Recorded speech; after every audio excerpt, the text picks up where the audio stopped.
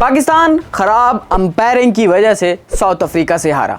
ये मैं नहीं बल्कि सोशल मीडिया पर साबिक क्रिकेटर्स और शायकीन क्रिकेट इस बात को लेके काफ़ी तनकीद कर रहे हैं। अगर अंपायरिंग ठीक होती तो शायद पाकिस्तान साउथ अफ्रीका को शिकस्त दे देता।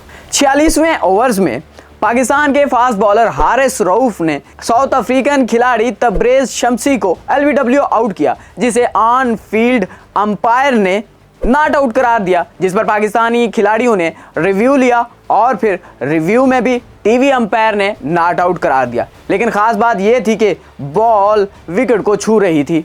विकेट को छूने के बावजूद अंपायर कॉल की वजह से तबरेज़ शम्सी को नॉट आउट करार दिया गया, और अगर तबरेज़ शम्सी को आउट करार दिया जाता तो वो आखिरी खिलाड़ी था और पाकिस्तान इस तरह मैच 7 रन से जीत जाता।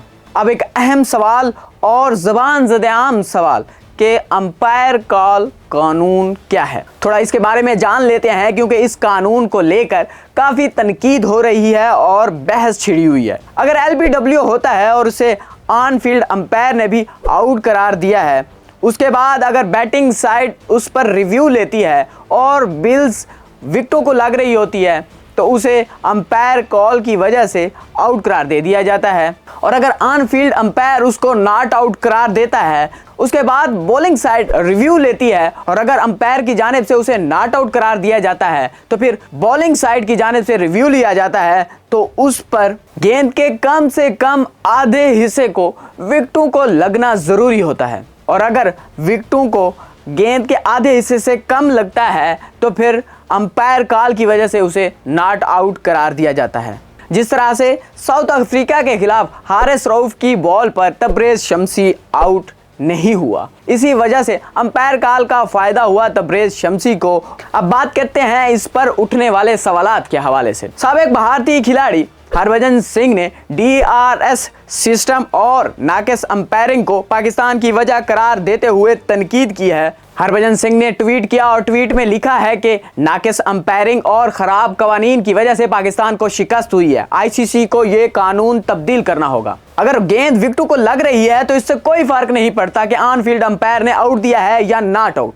अगर ऐसा है तो फिर टेक्नोलॉजी का क्या फ़ायदा। साबिक भारतीय ओपनर गौतम गंभीर ने भी कुछ इस तरह से बोला है कि ICC को इस पर नजरसानी करनी चाहिए। अगर गेंद स्टंप को लग रही है तो फिर बल्लेबाज को आउट करार दिया जाना चाहिए, चाहे अंपायर की कॉल कुछ भी हो। इरफान पठान ने ट्वीट किया है कि 2 फैसले जो पाकिस्तान के खिलाफ हुए, एक वाइट बॉल और दूसरा LBW, ऐसे लग रहा था जैसे साउथ अफ्रीका के साथ किस्मत है। इंग्लैंड के साबिक कप्तान नासिर हुसैन ने भी इस पर तबसरा किया है और बोले कि पाकिस्तान के खिलाफ अंपायर ने कुछ चौंका देने वाले फैसले किए हैं।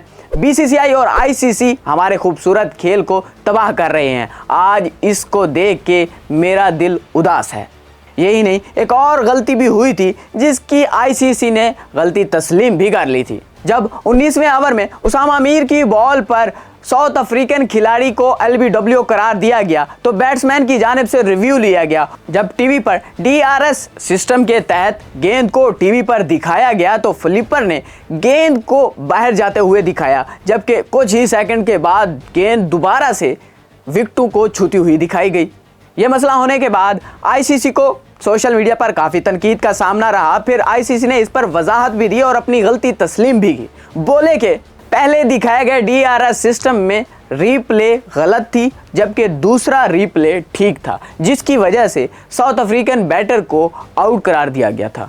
अगर देखा जाए तो ओवरऑल तौर पर पाकिस्तान और साउथ अफ्रीका के मैच में अंपायरिंग ख़राब हुई। DRS सिस्टम को भी काफ़ी तनकीद का निशाना बनाया जा रहा है। अब देखना यह है कि ICC मुस्तकबिल में इस पर क्या लाए अमल बनाता है, यानी कि अंपायर कॉल कानून को तब्दील करता है या नहीं।